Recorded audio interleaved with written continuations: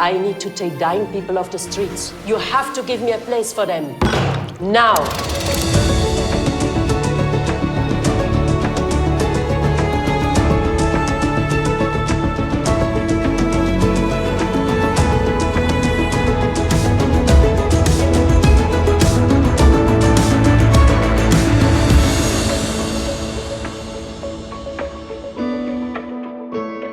Hi everyone, my name is Maeve Roach and I am your host for this episode of Life on Film. Before we continue with the program, I'd like to share some very exciting news and some reminders about our upcoming March for Life. We're just a month and a half away from our favorite pro-life event of the year, so here is a week at a glance.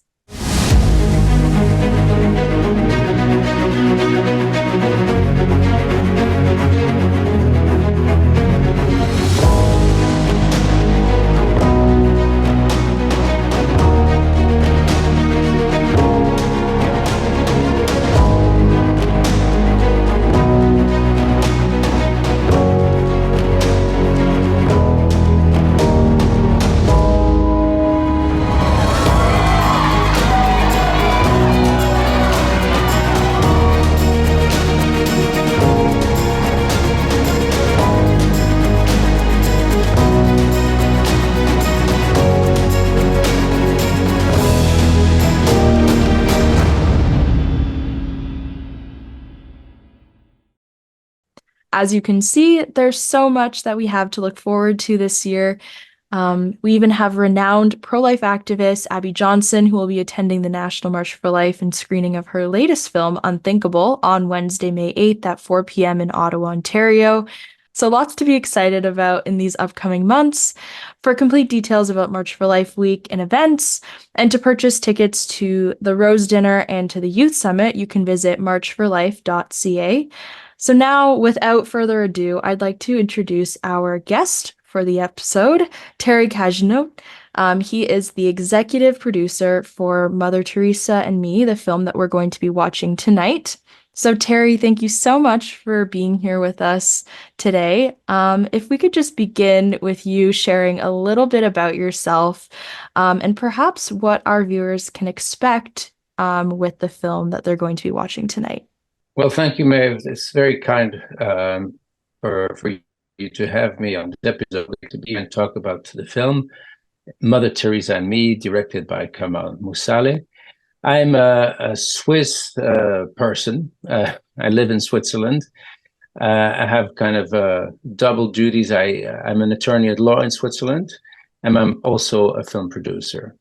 And we made this film, Mother Teresa Me, over 13 years in the hope to inspire people to, put love in action. Teresa would say, to much, when people would go over and see her in Calcutta and offer help, she would say, go home and love your family. There's so much misery, just have to open your eyes, and there's lots of little acts of kindnesses that you can do. And we're trying to inspire people to have little acts of kindnesses in their neighborhood, and all these small drops of kindnesses can make a better world. That's really a very idealistic endeavor, so to say. And when we started to make this film, we thought, Mother Teresa, she's how should I say? Well, she's huge. She's such a legend.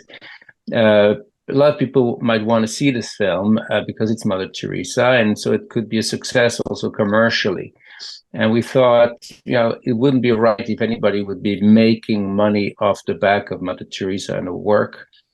So we thought, if we make money, it should go back to the poorest of the poor in the spirit of Mother Teresa. And that's why we created the foundation. I'm the president of the foundation, the Zaria Foundation. And we finance the movie through donations. So the donation would further the idealistic goal of our movie. And at the same time, when a film starts making money, it doesn't need to first reimburse all the production costs, but it can go straight to the poorest of the poor. And that we thought, it's create kind of a sustainable over the years. So we kind of have a revenue growing and recurring revenue every year. It doesn't need to be huge, but every year something will come in. Especially today with streaming, and we believe that this film, which is very moving, the longer it goes, more people will know about it, will talk about it, will recommend it, and yeah. So it's not going to be an instant flash and then forgotten, but it's going to we hope it's going to be an evergreen in that sense. Yes. Amazing. Well, we're also excited to watch this film. And we can talk more about where viewers can donate to support the film and the project as well later on after we play the film. And just as a reminder, Terry and I will be back after the film for an exclusive interview. So without further ado, let's press play. Enjoy the show, everyone. Wow, welcome back, everyone. What an impactful film. We truly hope that you enjoyed the show. And as promised, I'm joined once again with Terry, the producer of the film. Terry, this film's cinematography is absolutely beautiful. It's so breathtaking. It kind of has some moody undertones. Could you tell us a little bit about what the production of this film was like, with some insights on the behind the scenes of this film's creation? And perhaps share a little bit about what motivated your team to produce a film of this nature.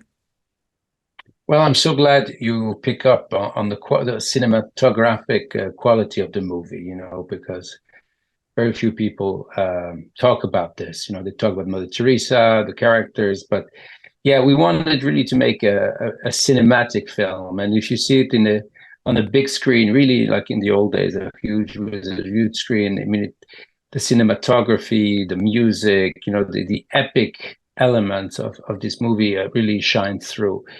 And that's really something we put a lot of emphasis. And the director of cinematography is a Japanese lady, Keiko Nakahara, who had worked with the director Kamale Musale before, and he thought it was his choice that she'd be a great choice, to render what he was looking for in terms of aesthetics from the film. And if you've noticed, the movie, we have these two storylines, and those of you who are very attentive will see that Mother Teresa's story starts in black and white, and Kavita's story starts in color. And by the end of the film, Mother Teresa's story is also in color. And so you have a gradation as you go forward through the story of Mother Teresa. You go from black and white to more sepia to more colorful tone to full color at the end of the film. And this also reflects, the journey of Mother Teresa, her spiritual journey, which has a lot of darkness, as she would call it, but it ends up, you could say, in the light. It's in full color. So a lot of people miss that, but that's about the mood, and the cinematography that you mentioned. Also the music, and what's very interesting, Kamale Musale, he's the director. He's half Swiss, half Indian. His mother is from Switzerland, his father is from India, and he grew up, in both countries. So he's very much at home in both cultures, which make it very much easier, to relate, from the character of Mother Teresa was a European, from today's Macedonia, Serbia, and goes to India and meets these people, and to be able to relate to these characters, to relate to both culture as you tell this difficult story. And for the music, he did something very interesting, because he had 3 different composers, and each one could choose, what he was more comfortable with. So you have different voices, tonalities in the music, whether it's more intimate scenes or more bombastic scenes. And but you could listen just to the soundtrack forever and ever. It's always very fresh, very new, and the mix with the picture is just sensational. So So that's to the quality of the film. And as to what motivated us, it's we started this journey almost 14 years ago. The film has been in release since a year and a half in various parts of the world. And, we thought Jacqueline, who plays Mother Teresa, and her husband, they traveled to India and they met, they're not Catholic, they're Protestants. And they met the sisters of Mother Teresa and were very impressed by their work, very moved. At the same time, Jacqueline, who had been in India for the first time, was very shaken by, the misery she encountered. And she thought, either you look away or you have to do something. And her being an artist, an actress, she said, well, maybe I can do something as an artist. And she was visiting Bollywood as an actress, and she saw in the producer's office a huge painting of Mother Teresa, and she had this inspiration. Well, that's what you should do, a beautiful movie about Mother Teresa, about love and compassion.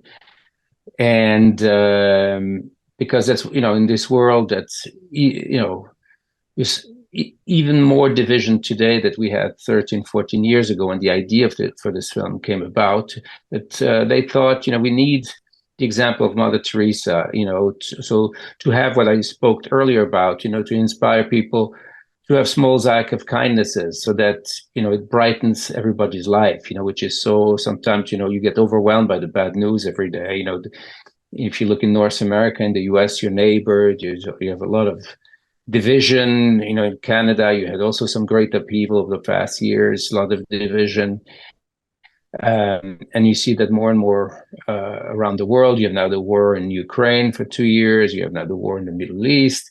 So we need more love and compassion. And that's really what inspired us on this journey to follow Mother Teresa. And the great thing you see, often when you have ideas, they're not that good. You lose the stamina or the interest after a year, 2 years of work. For a whole team to work for 12 years to make a movie shows there's a strong message, and and that the idea of this film really was strong enough to get us passionate, over all the year to overcome all the obstacles we had. When we shot, we had COVID. Suddenly we had to shut down production. We didn't know when we could restart. We started shooting in Mumbai, part of the film. We talk about cinematography, but if you look at the beautiful scenes in the slums, this is the slums in the 50s. You go to India today, you don't see that. So you have to build it on the soundstage, to recreate these environments. So a lot of work went into recreating that, and we did most of that work in Mumbai. And we also shot in Calcutta, but we couldn't shoot because first we had COVID, then they have a special election, and during an election you cannot shoot. So we went back and shot, because part of the movie is shot in London, so we went to shoot in London under extremely, with safety measures because of COVID. It was very complicated, but, there were a lot of obstacles, but, we carried through with Mother Teresa, inspiring us all. That's beautiful. It's so insightful to hear about how much, work and, struggles you had to overcome just to film to capture a film of this nature. And it's really beautiful to hear about the journey as well. So evidently, this film depicts the early life of Mother Teresa as she works as a missionary of charity and establishes Nirmal Hurinde. So another thing that makes this film so interesting is that it presents a dual narrative. So one of Mother Teresa and then one of the young woman that we saw in the film, Kavita, of Indian heritage. And throughout the film, we sort of see a conflicting opposition at play. We see Mother Teresa's sort of self-sacrifice and her giving of self to the care of the impoverished and the sick through her ministry, while simultaneously we're sort of witnessing the self-centeredness to some degree of Kavita's character. She's kind of superficial and consumed with her own life and her own self-interest, and it isn't until she actually travels to India, connects with her roots, and serves in Nirmohirinde that we see sort of a transformation of her character. So could you tell us a little bit more about this dual narrative that we saw in the film, and what sort of motifs are behind this interconnected storyline? Well, when we started making the movie first, the idea was to make a movie about Mother Teresa and inspire the world through her example. And then writing the screenplay, first the storyline, we thought it was very difficult to make a movie about Mother Teresa because it's not, her life is not very dramatic in the sense of an arc of a character. All her struggle, her great struggle, with the crisis of faith is inwards. It's very intimate.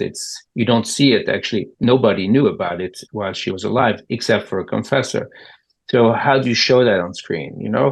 And you have a lot of, she had a lot of dramatic episodes, constantly through her life, obviously, but that doesn't make an arc for a story necessarily.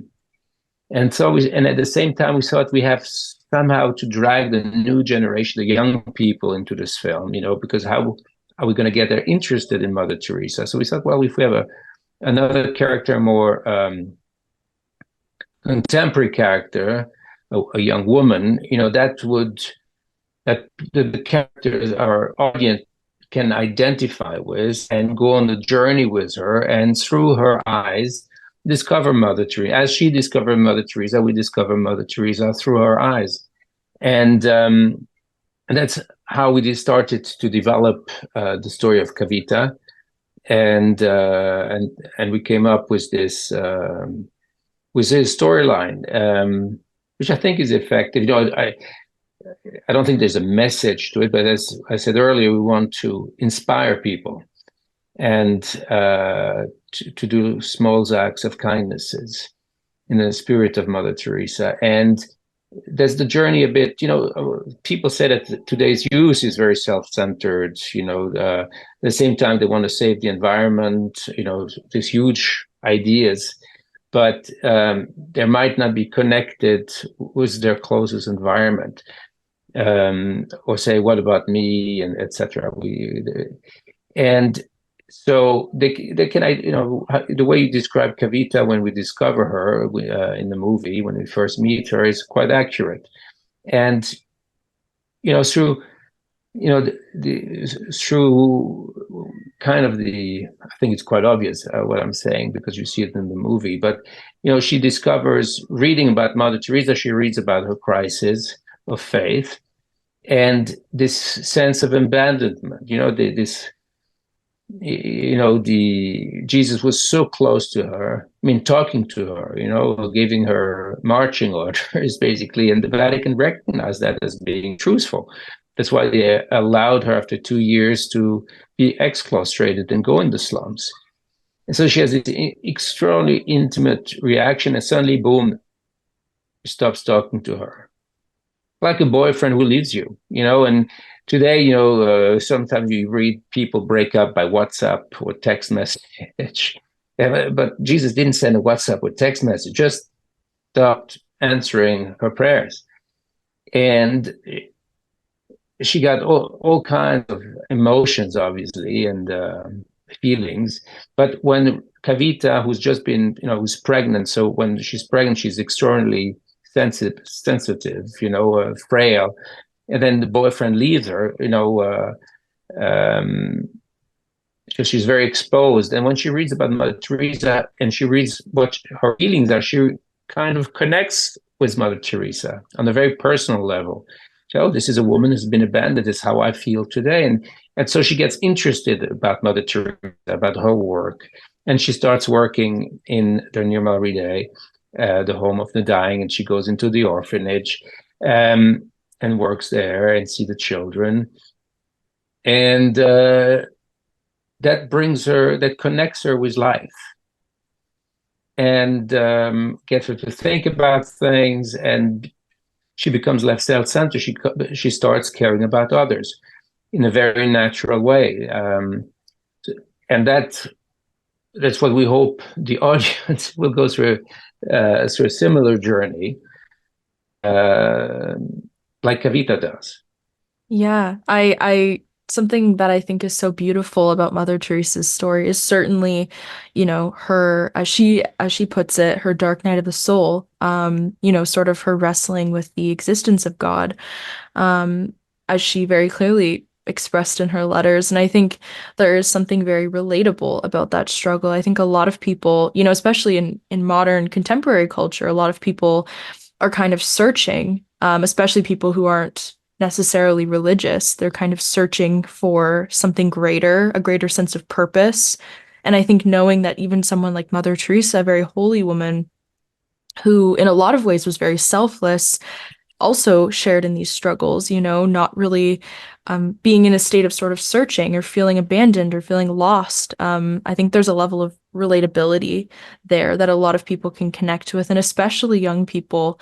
And I think just that aspect alone could draw a lot of people closer to Christ, in the same way that, the book of Job can, Job's struggle and wrestling with, Yeah, with his sure. faith. So yeah, Yeah, I think I it's think what we wanted to do, is like you have Mother Teresa. I call Mother Teresa the superhero, meaning she saves everyone, and she's awesome, and you're just in awe, and you're like, Mhm. wow.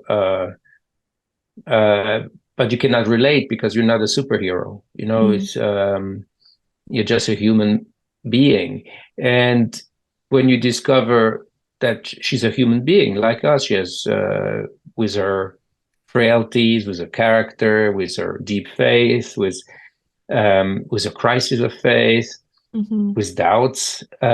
It makes suddenly she's no longer super; she's just human.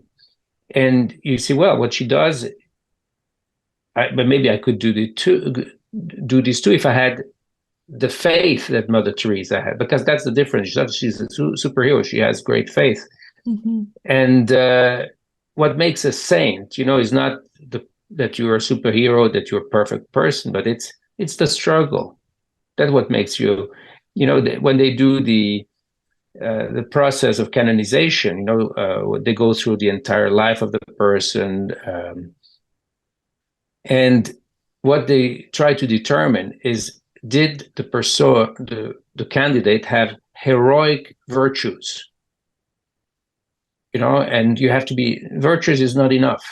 You need to be heroic. So it's the struggle, Mhm. and to keep to it, and get up again, and not let go. And that's what Mother Teresa exemplifies. It's like she she could have thrown in the towel and said, well, if you don't answer my calls anymore, why should I continue this work that you entrusted me? Mhm. But no, she kept, although, it's like she was angry. It's difficult and I don't want to psychologize Mother Teresa. We only have her letters, and you can try to read. And the letters also reflect a moment in which she writes it. So maybe a year later, 2 years later, she wouldn't write that letter anymore. But the letter reflects her at the moment she writes it, and then 2 years later, she has evolved. She writes different things. But it's interesting to have this windows on her thinking or her feeling in a particular time. So you cannot. Um, she went on a journey, an emotional journey, a spiritual journey. You cannot say, when at the end of her life, when she said this, you cannot infer this was like the same way 10 years ago. It's a journey, but you see the struggle, and that she always, it was amazing. She has this doubt, she feels abandoned, but she still tells people, look for Christ. That's who you have to look at. It's not my work that I'm doing here. It's the Lord's work. I'm only a tool here. So it's not about my self-aggrandizement. It's about Jesus. She never forgets that. And she inspires, through her action, countless vocations of sisters. Today, they're like more or less 5,000 sisters all over the world. She still inspires vocations, Mhm. although she had this enormous struggle, and but she kept going. She kept with it. She always wanted. She didn't say you don't. It's like sometimes people are very, these words that she uses are very strong. They're very hard to take somehow. How can she say some things? But when you're angry, and when if your lover or if your boyfriend or your husband does something terrible, you say, "I hate you." Go away. But it's actually a call for love. You say, "How could you do that to me?" If you didn't care about the person, you wouldn't get upset in the first place. But it's not like, "Oh, I don't believe in you." It's like, "Oh my God, she lost her face completely. It's gone." She was angry. She's an emotional person. She speaks frankly, but the next minute she goes back to work for the greater glory of God, you could say. And she still hopes that she's going to finally talk to her again. And which she never did. And this was a cross that she took and she carried her entire life. And that's what makes her a formidable example to follow, a formidable saint. So, we have little crosses to carry, but if that little lady can carry such a cross, what can I do? What are my little troubles? Why would I throw the towel right now? So she's a great inspiration. Absolutely. Yeah. We often refer to Mother Teresa as the patron saint of the pro-life movement, along with Saint Pope John Paul II. And several years ago, in 1988, Mother Teresa traveled to Ottawa, Ontario, in Canada, to speak at our own National March for Life on Parliament Hill. And something interesting that maybe our viewers aren't aware of, or maybe you're not aware of. So our president emeritus, Jim Hughes of Campaign Life Coalition, he frequently shares the story of the interaction he had with Mother Teresa when she was standing next to him, and always remarks that she was a very tiny woman, very short compared to him. And something that she said that I think really touches me and a lot of people who know this story is she said, "The beautiful thing about the pro-life movement is that it's ordinary people doing extraordinary things for God." And that's sort of like a summary of her ministry and her life as a whole, and as a pro-life activist myself, that's something I frequently reflect on. People who are less involved in activism often tell me that, I'm brave or I'm courageous. But the reality is I'm neither of those things. And truthfully, I'm a coward in a lot of ways. I'm nothing more than an ordinary person, but I do my best to follow God's call, and to serve him through pro-life ministry. And I think a lot of people can really connect with her story in that way. You don't have to be an extraordinary person to be a saint. You don't need to be extraordinary, or you don't need to do extraordinary things in order to be following God's call. But the reality is that by simply following God's call, there is a lot of fruit that comes from that, through our obedience. And I think that's what the pro-life movement is ultimately doing. So how can you, I guess we kind of chatted about this a little bit, but how does the humble story of Mother Teresa serve as inspiration for the pro-life movement? And how can we learn from her ministry, and through the missionaries of charity in terms of pro-life work? When she started the ministry, she took care, of the poorest of the poor in the slums, mostly children. And then, she started to take care of the dying. And this was maybe her first pro-life effort, because people were left to die, thrown away, basically, left to die on the streets by themselves.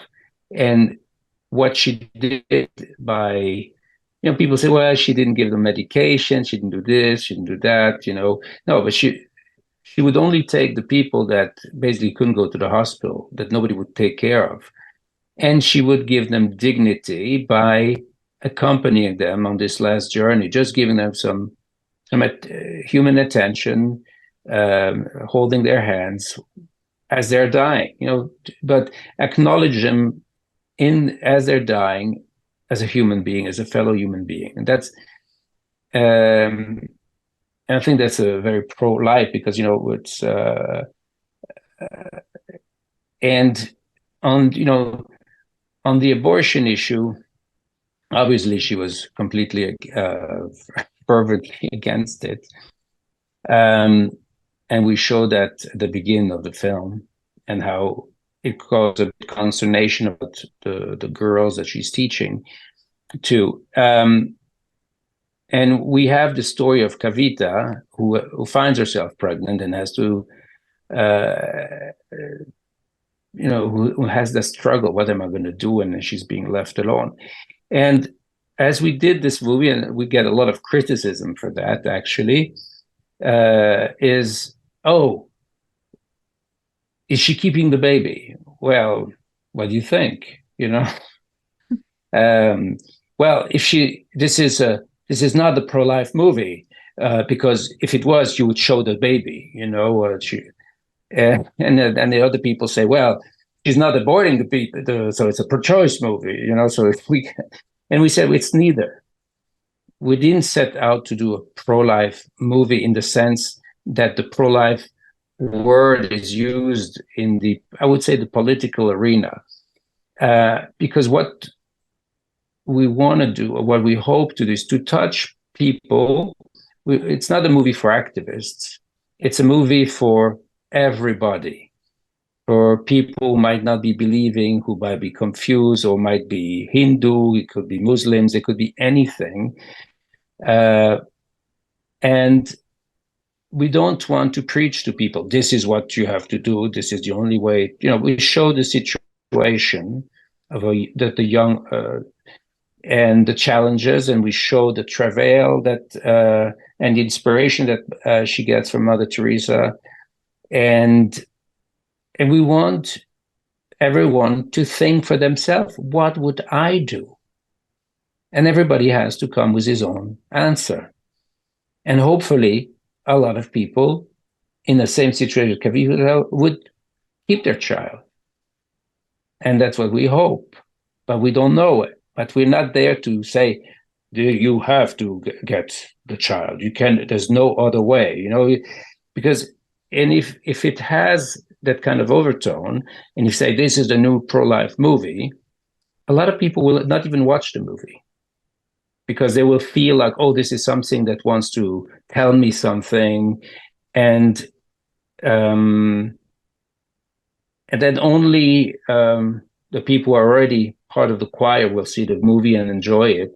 All the people who should see it will not see it, because they will say, I'm not going to see a pro-life movie, And so we like to talk about, I think it's a very pro-life movie personally, because it talks about the human dignity from birth to death, actually. But we don't see it as a pro-life movie, as and we don't talk about it. This is a pro-life movie. We say this is a film about love and compassion that we hope will inspire a lot of people, and that a lot of people for all walks of life will love. We have some people who hate this movie because they say she doesn't abort the child, or even the possibility that she might keep the child is left open, so it's horrible. You have very extreme people, and we cannot influence what people will think. Some people say, well, it's not. This movie is not Catholic enough. I don't know. I think it's a very Catholic movie, and spirit, and but some people. Everybody's entitled to his own opinion and judgment. We're not trying to teach or to impose anything on anyone, but we try to inspire. And everyone, as I say, Kavita, we don't know where is she spiritually. She has her parents are really traditional Hindus, but are they practicing really? We don't know. Well, she's not in a spiritual moment in her life when we meet her. She's certainly not a Christian, but she gets inspired by Mother Teresa, and that's what we hope a lot of people, especially young women, will be. Mm-hmm. Absolutely, yeah. And I think thematically, it is a very Catholic movie. It is a very pro-life movie.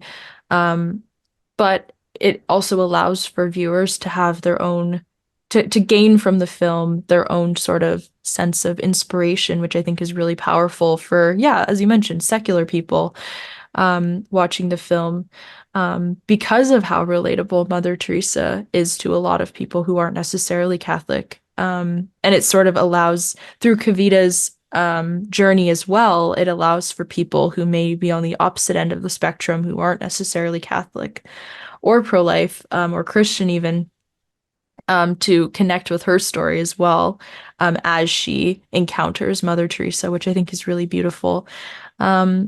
But that's all the questions I have for you today, Terry, in terms of, film and that sort of thing. But I do just want to know, or I guess you could share with our viewers where they can access and watch this film on their own time, and maybe share with their friends and family members. And if you have any information on where they can donate to this ministry that you've created as well, if you could just share that information. Sure. So in Canada, we're talking about Canada right now. The movie is still through the theatrical cycle, in the cinemas, and is going to soon start the journey on streaming on all the major platforms. First, premium VOD, and then will be subscription video, the usual stream. And you will always find the information on our website. We have two websites. One is the foundation's work, which is zariyafoundation.org. Zaria is Zariya. That's Urdu for the source. Zariyi foundation.org. And it links to Mother Teresa and Me.film, where you find all the information specifically about the film. And on the website is a button to donate, and the money you donate is no longer for the production of the film, because it's done, but all the money that gets donated goes to the poor, mostly to young children in India, towards their health and education. Excellent. Well, yeah, certainly I encourage all of our viewers to visit those websites, and they will be available in our description as well. So be sure to click those links to find out more information about the film, and to also look into this ministry as well. That is so important for, caring for the vulnerable, and helping those to realize their dignity as human persons, which is central to the pro-life position. But thanks again, Terry, for joining us this evening. It was such a pleasure chatting with you today about this film that's so impactful, so inspirational. And I also want to thank all of our viewers who tuned in tonight from across the country. And all updates on everything March for Life related, you can visit marchforlife.ca. Once again, that information will be in the comments and in the description of this live stream. And we hope to see you at our next Life on Film screening. God bless you all, and have a wonderful evening.